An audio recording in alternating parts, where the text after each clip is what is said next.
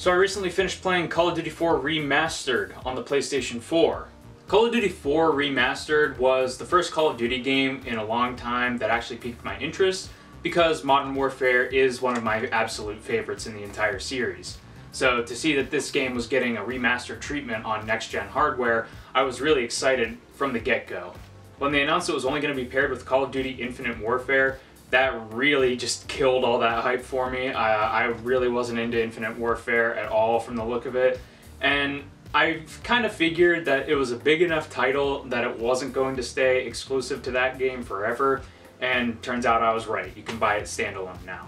Certain aspects of Call of Duty 4 Remastered definitely got more effort put into them than others. The facial animations, for one, are a lot more cleaner now, and there's a lot of new particle effects that weren't included in the original version. The lighting is vastly overhauled.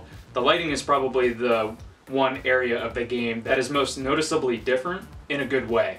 The sound effects have also gotten an overhaul. A lot of the guns in the game all have re-recorded sound effects, which I noticed right from the get-go.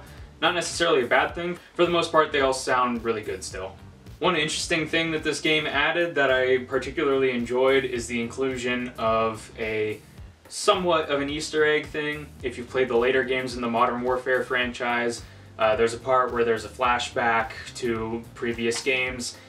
Events that occurred during this game have a different perspective attached to them, and there's a fun little Easter egg that they put into the game. I don't want to spoil a whole lot, but if you know about it, then that's a really neat little addition that they added into this version that you wouldn't be able to find back in the original game.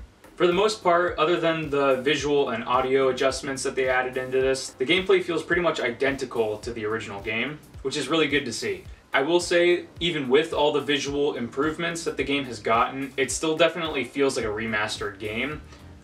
It's definitely better to look at now than I would say if you went back and played the original version, but it still doesn't look as good as some of the more modern Call of Duties, and that's pretty much to be expected.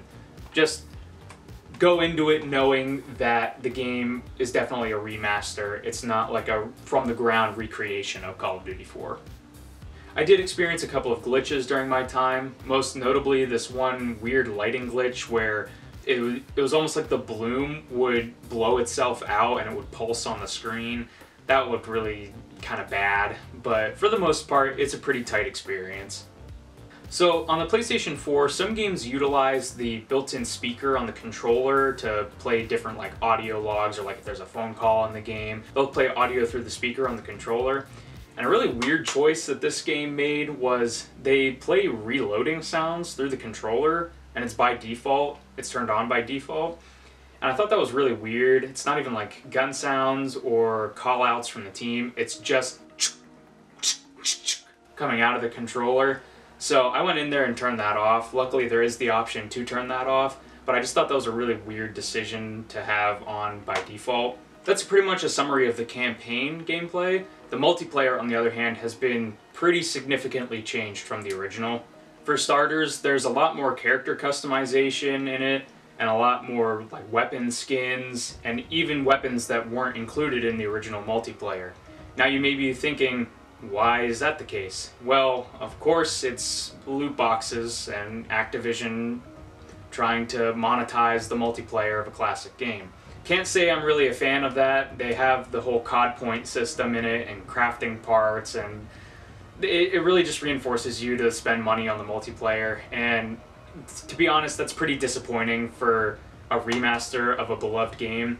You think that they would want to sell you just an upgraded experience of what you love and what you remember, and it really took me out of the entire time I was playing multiplayer whenever I was being killed by weapons that I wasn't used to, or seeing just crazy skins that you see in Call of Duty now. It makes sense, and I should have expected it, but I kind of wish that even when this was paired with a new Call of Duty game like Infinite Warfare, if all that stuff was kept in that game and this one was kept untouched, I think that would have been a lot better. And shame on Activision for trying to double dip on multiplayer DLC. That should have been included in the game. If there's one positive to all the new additions in the COD 4 multiplayer, it's that there's more in-depth stat tracking and more customization. So if you really do care about it, you can customize your character a little bit more than you could in the original game. It still has some of the same spawn trapping and really bad spawns as the original, so it's funny that they kept that the same but changed a whole bunch of other stuff.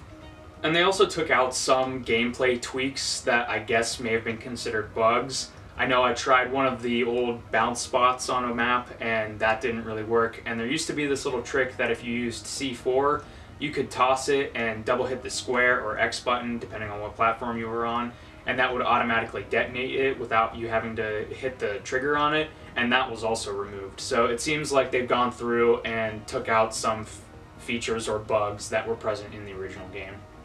For the most part, I would recommend Call of Duty 4 Remastered for the campaign. The multiplayer does feel like the old multiplayer, but with all of the dumb microtransaction changes and stuff like that, I definitely only sunk about an hour into the multiplayer. The campaign is vastly improved, and I think it's the definitive version if you are wanting to go back and play the campaign of arguably one of the best Call of Duty games ever made.